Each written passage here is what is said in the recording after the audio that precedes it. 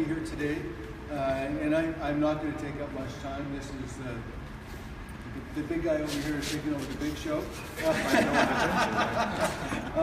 As a member of Parliament representing Loyalist Township, I'm very fortunate to have a neighbor like Mark here in the City of Kingston and the City of Kingston and my fellow counterparts at the municipal and provincial level.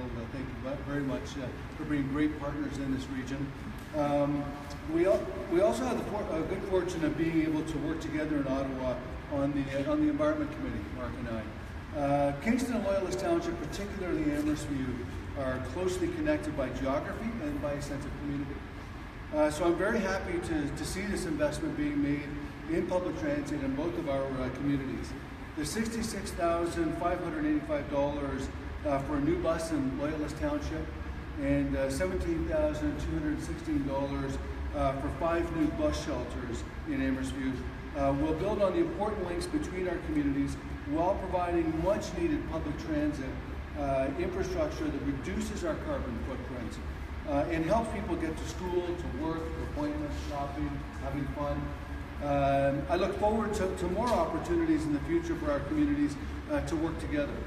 I would now like to turn everything over to Mark Yardson for the important announcements for the City of Kingston itself. Thank you so much for being here today.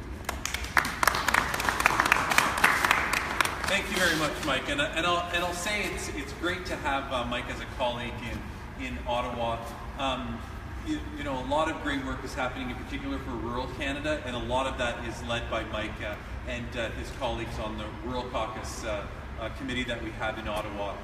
As we start to see a lot of things improve, like internet in particular and other issues, I can tell you that when it comes to rural Canada, Mike is an extremely strong voice for the rural issues. So it is my pleasure to be here with the MPP and our mayor to celebrate this important funding announcement. Today I'm happy to announce that 12 projects have been approved that will improve public transit here in Kingston.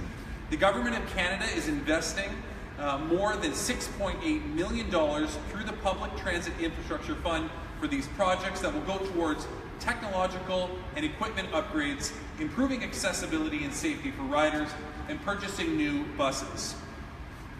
Public transit provides a vital link to work, school, social events, and activities for people of all ages across our beautiful city. As a city committed to sustainability, Kingston values its public transit system as an environmentally responsible, affordable, and accessible choice for residents and visitors. In 2016, transit ridership reached an all-time high with over 5 million users riding Kingston Transit buses, an over 11% increase from 2015.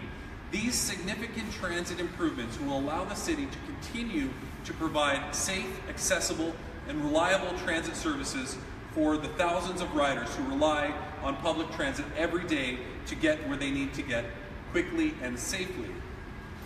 I would like to thank in particular Kingston City Council for their commitment to enhancing the service provided by Kingston Transit.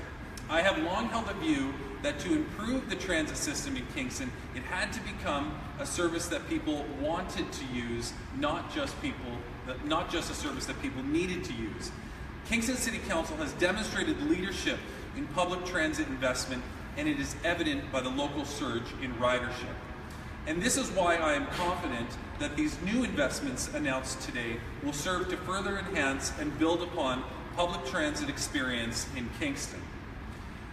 So, there will be new onboard cameras which will increase passenger safety, while there will also be an addition of 8 new buses to improve service during peak times. New bus shelters and upgraded stops will also be welcome improvements for riders, especially during the winter months. By replacing older vehicles and expanding its fleet, riders will also get to enjoy a more reliable and comfortable daily commute. I'm also happy to announce that public transit projects in 15 other communities across Eastern Ontario have also been approved for funding, which, when combined with the Kingston projects, amounts to nearly $10 million in federal funding. These projects will improve the efficiency of public transit services in Ontario improve universal accessibility, and make for a better, more comfortable rider experience in municipalities across the province. Our government recognizes that investing in infrastructure is essential to growing the middle class and equipping municipalities with the building blocks they need to support a high standard of living for Canadians and their families. We also know that Canada's infrastructure demands have outpaced investment for decades and at a significant cost. Underfunding infrastructure contributes to traffic congestion, which pollutes the air and stifles the productivity of our workers and businesses. It contributes to boil water advisories, which adversely affect entire communities. It means that our seniors have a harder time accessing essential services and that Canadians cannot find quality childcare or affordable places to live. These are some of the reasons why the government has been working with the provinces, territories, and municipalities and other partners across the country to design a long-term infrastructure plan. Phase 1 of this plan is already at work in our communities, supporting vital repairs to our aging pipes and roads, helping communities improve social housing, and allowing transit organizations to replace 70-year-old signaling systems. Here in Ontario, just over $2 billion of federal funding is available through the Public Transit Infrastructure Fund, as well as the Clean Water and Wastewater Fund, and 335 projects have now been announced over 12 years for public transit, green and social infrastructure, trade and transportation, as well as rural and northern communities. The government's plan provides unprecedented levels of funding for projects across the country, projects that will help create long-term economic growth, build inclusive, sustainable communities, and support low-carbon green economy. That is good for our economy, good for our communities, and good for our families.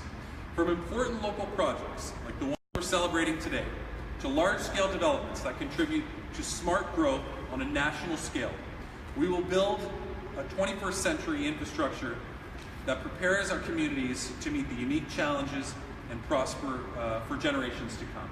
Thank you very much.